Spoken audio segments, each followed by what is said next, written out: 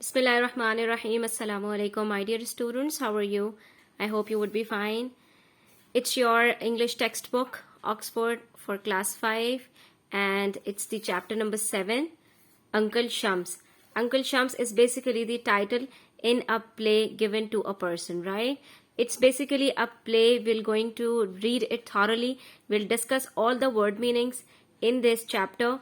So you have to read it thoroughly. Watch the video till the end so that you could be able to read it yourself. Okay. First, we will discuss the word meanings that are given here in the box.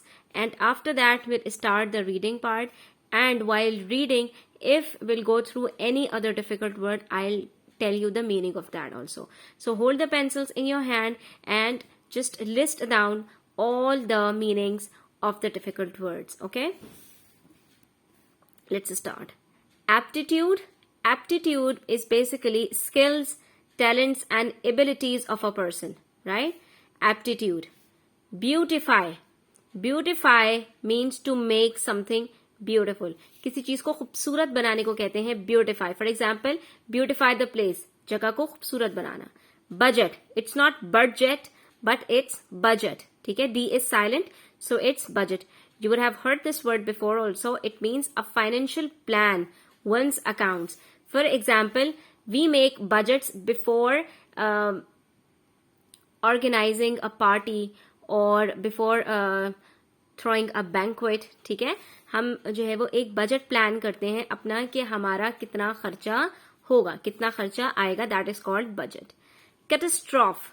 Catastrophe is basically a natural disaster. For example, the earthquakes, the storms, these are the natural disasters that are catastrophes, and these are also termed as accident that are not natural. ठीक है?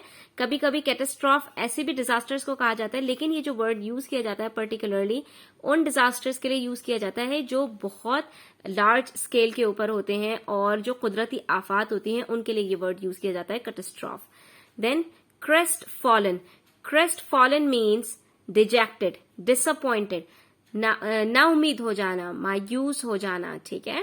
That is called crestfallen. Then we have a word devise. ठीक है? It's not device. Device कहते हैं किसी भी gadget को. ठीक है? कोई एक डिवाइस जो हम यूज करते हैं अपने किसी काम के लिए, वो डिवाइस होता है. उसके अंदर सी आता है. It is device. ठीक है? It's a verb. वो डिवाइस नाउन होता है और ये डिवाइस वर्ब है. It means to work out, to plan और टू इन्वेंट. कोई प्लान बनाना. ठीक है? टू डिवाइस अ प्लान, कोई प्लान तैयार करना. ठीक है? Disaster zone, an area where a tragedy और a series of unpleasant incidents takes place. ठीक है? डिजास्टर जोन कहते हैं ऐसी जगह को या ऐसे शख्स को कि जो मुस्तकिल पे दर पे यके बाद दीगरे मतलब जिससे जो है वो मुख्तलिफ किस्म के इंसिडेंट्स, मुख्तलिफ किस्म के हादसात रोनुमा हो रहे हों. ठीक है? Then we have a word eccentricities. ठीक है? It's a plural. It means peculiarities, strange और odd ways of behaving. ठीक है? ये बेसिकली कहते हैं अजीबो गरीब हरकत का करना. strange और odd ways of behaving, अजीबो गरीब तरीके से बिहेव करने को कहते हैं eccentricity. ठीक है? Then we have a word grace. To make a pleasing contribution to an event. ठीक है? इज्जत देना. ठीक है? इसका मतलब होता है इज्जत देना. Intolerable, unbearable, very unpleasant और annoying, परेशान कुन, नाकाबिले बर्दाश्त. एक चीज जो आपकी बर्दाश्त से बाहर हो जाए, that is called intolerable. Then inundated. Inundated means to be flooded, to be overcrowded, to be filled with a huge quantity of things. मतलब सैलाब आ जाने के लिए वैसे तो ये वर्ड यूज किया जाता है, लेकिन सैलाब का वर्ड हम मुहावरतन, ठीक है, ऐसी जगहों के भी अंदर यूज करते हैं जहां पर कोई चीज अपनी जगह से ज्यादा जो है वो चीजों को से मोले. फॉर एग्जाम्पल, एक रूम के अंदर 20 पर्सन्स की जगह है और वहां पर 25 पर्सन्स आ जाएं तो वो ओवर क्राउडेड हो जाता है, वो इनअनडेटेड हो जाता है. ठीक है? What not. What not means something of the same और अ सिमिलर काइंड. ये जो वर्ड हम यूज करते हैं ना, etcetera etcetera, that is called what not, वगैरह वगैरह, ठीक है. What not means वगैरह वगैरह. Now let us start this play and we'll try to discuss it in detail. So first we will start with the characters in the play. Play means drama, ठीक है. Any drama, any story that is broadcasted is called a play. Mr. Malik, Mrs. Malik, they are husband and wife, a workman who is there to help out in some of their works, Uncle Shams, who is a guest, postman, and Samina. Samina is the daughter of Mr. Malik and Mrs. Malik. Now let us find out that what is happening in this play, right? The scene takes place in the living room of Mr. and Mrs. Malik house. A door on the left leads to the hall, another on the right leads to the bedroom. ठीक है, एक दरवाजा है जो hall के तरफ लेके जा रहा है और दूसरा दरवाजा है वो बेडरूम की तरफ लेकर जा रहा है. ठीक है, यानी उनका एक लिविंग रूम है. लिविंग रूम हम किसको कहते हैं? लाउंज को कहते हैं. ठीक है, जहां पर हम अपने सोफा सेट डाल देते हैं ताकि हमारे गेस्ट आकर बैठ सकें. ठीक है, तो उसके अंदर दो दरवाजे हैं. एक दरवाजे से हॉल की तरफ जा रहे हैं और दूसरा दरवाजा है वो किस तरफ जा रहा है? वो बेडरूम की तरफ जा रहा है. ठीक है, दो दरवाजे हैं. ठीक है, ये दो रूम्स हैं. ये इनका हॉल है और ये इनका बेडरूम है. ठीक है, there is a window on the back wall to the left. ठीक है, बैक वॉल के ऊपर लेफ्ट की साइड पर क्या है? एक विंडो है. There is a sofa slightly to the right of the stage and at an angle. ठीक है, और एक तरफ को राइट साइड पर एक एंगल के साथ सोफा रखा हुआ है with its back towards the hall door and the window. और उसकी जो बैक है वो किसकी तरफ है? हॉल डोर की तरफ है और विंडो की तरफ है. There are some other chairs and some small coffee tables arranged on the right. एक साइड के ऊपर राइट पर उन्होंने कॉफी टेबल और चेयर्स रखी हुई है. Mr and Mrs Malik are standing in the middle of the room. A man, which man? A workman is trying to put up a picture on the wall at the back. He has a step ladder and a box full of tools. तो ये आपको उन्होंने scene बता दिया कि वो living room में है इस वक्त. मिस्टर और मिसेस मलिक, एक वर्कमैन आया हुआ है, उसकी वो लेडर के ऊपर जो है वो पिक्चर को सही करने की कोशिश कर रहा है. और इनके रूम्स की क्या तरतीब है उन्होंने यहाँ पर पूरे सीन को यहाँ पर एक्सप्लेन किया है आपको. अब उसके बाद फिर स्टोरी स्टार्ट होती है. Let us see what's more in that. अभी इसके अंदर पोस्टमैन, अंकल शम्स और समीना की एंट्री नहीं हुई है. इन्होंने सिर्फ आपको 3 लोगों के बारे में बता दिया है. अच्छा जी, यहां पर एक वर्ड आया था लीड्स, LEAD. ठीक है, what does lead means? Lead means to take somebody somewhere. ठीक है, ये वर्ड मीनिंग्स भी आप साथ साथ लिखते रहें. ठीक है, लीडर का काम क्या होता है? वो लीड करता है. ठीक है, गाइड करता है, लेके जाता है कहीं पर. ठीक है, तो यहां पर हमने इसके मीनिंग्स लिख दिए हैं. Okay, mister Malik. Mister Malik, यहां पर आपको कैरेक्टर्स एक तरफ लिखे हुए हैं और उनके डायलॉग्स दूसरी तरफ लिखे हुए हैं. राइट साइड पर डायलॉग्स हैं और जो कैरेक्टर्स वो डायलॉग्स कह रहे हैं वो लेफ्ट साइड पर लिखे हुए हैं. Now don't make a mess and make sure the picture is hanging straight. You can see in this picture Mr Malik, Mrs Malik, and it's a workman.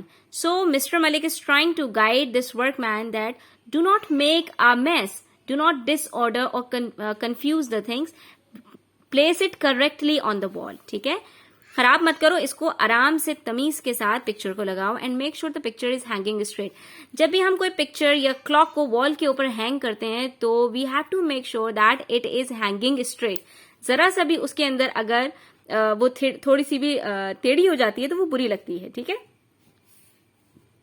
So what Mrs Malik is adding, yes, and if you do make a mess you will have to clear it up. और अगर तुमने कुछ भी खराब किया तो उसको खुद ही तुम्हें सही करना पड़ेगा. We have enough to do already. Our daughter is getting married next month, so the place must look beautiful. So Mrs. Malik is adding into the words of Mr. Malik that try to put up the picture correctly and do not try to make any mess because we are already overburdened and we have to do a lot of chores. Now, Mr. Malik, yes, we shall be inundated with visitors. That is, we will be overcrowded with the visitors. Workman, there is no need to worry, madam. sir, I am putting up pictures every week. No problem. Always very clean work. So he is trying to cool them down, and he is trying to tell them that it's his routine work and he used to put up the pictures very perfectly. So they don't need to worry. Mr. Malik, we shall see. But make sure the picture is straight.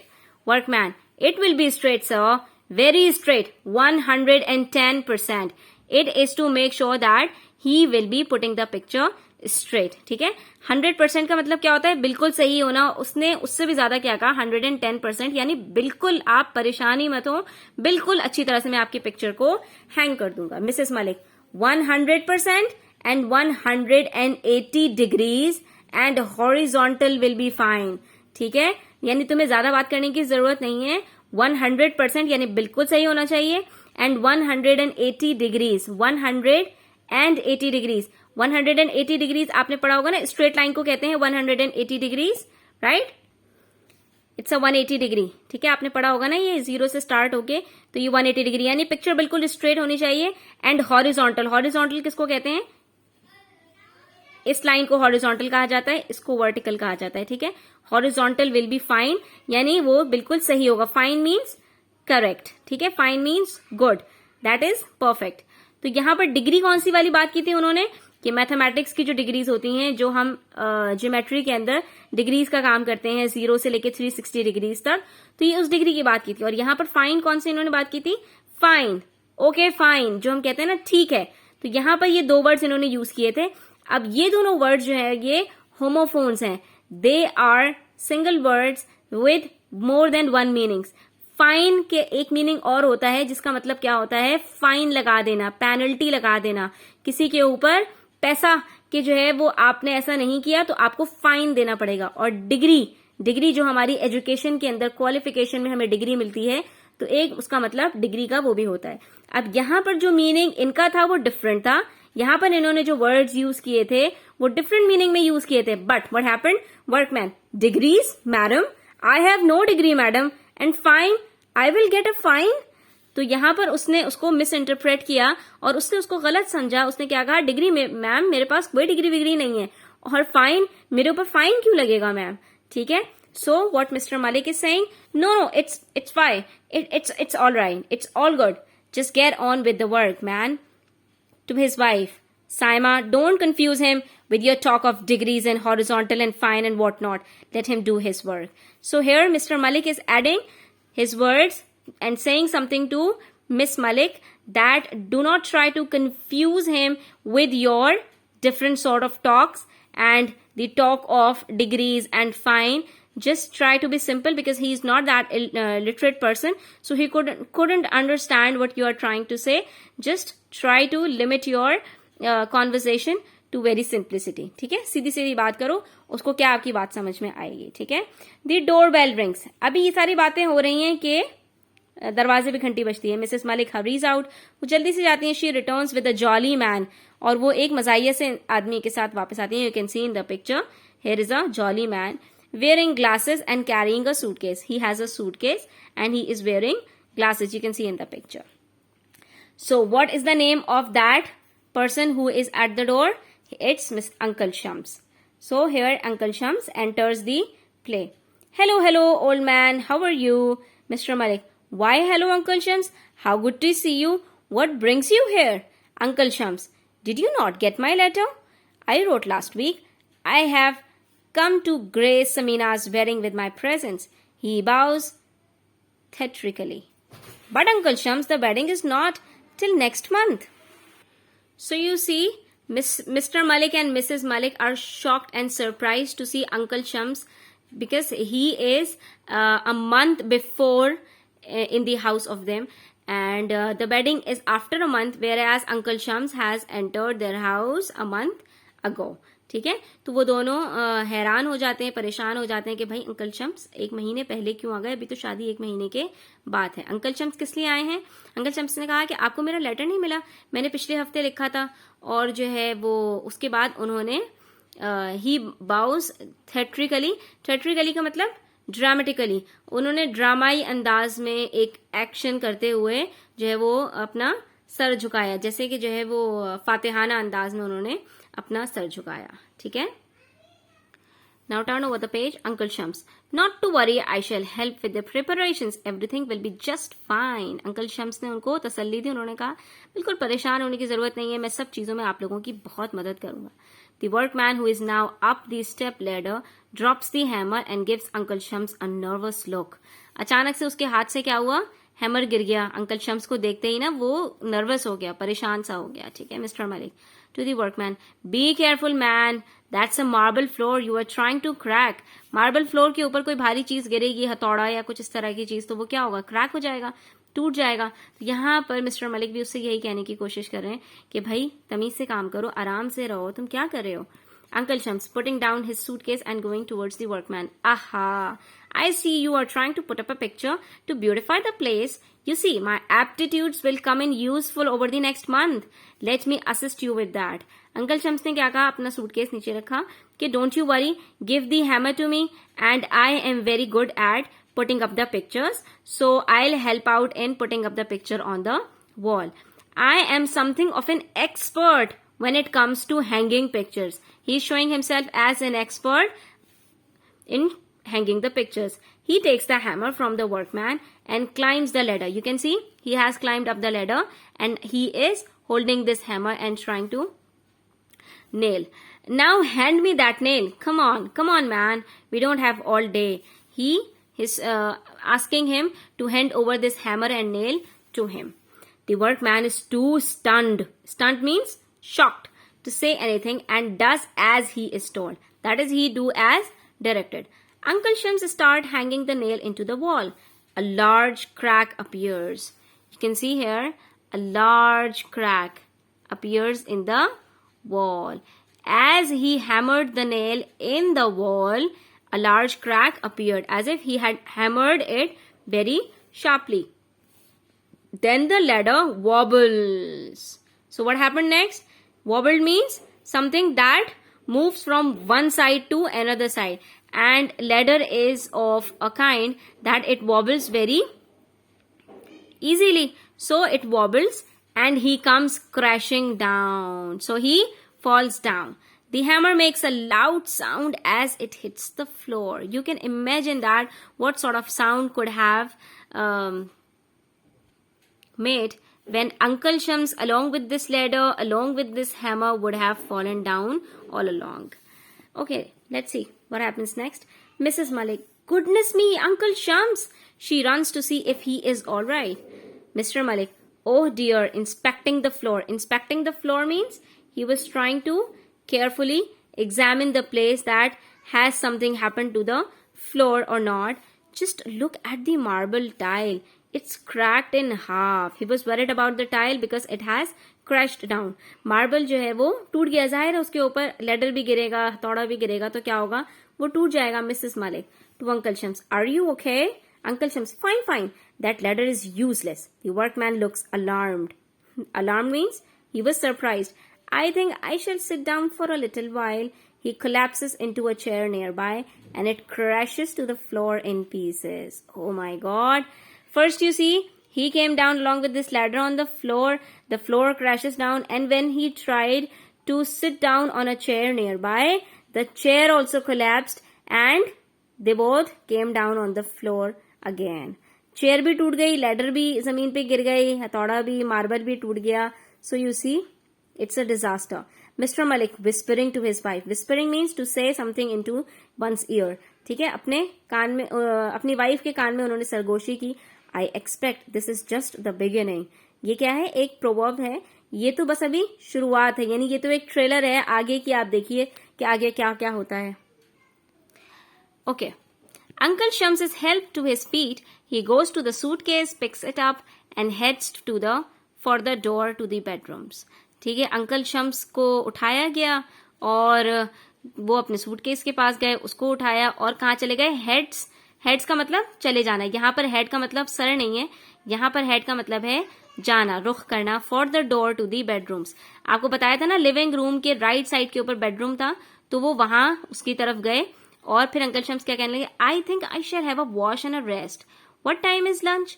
Uncle Shams ने पीछे पलट के पूछा उनसे कि मुझे, मेरा ख्याल है कि थोड़ा सा जो है वो बात वगैरह ले लेनी चाहिए और थोड़ा सा आराम कर लेना चाहिए। अच्छा मुझे ये बता दो कि लंच किस टाइम पर होगा? Mrs Malik, very soon uncle, very soon, बहुत जल्द, बहुत जल्द।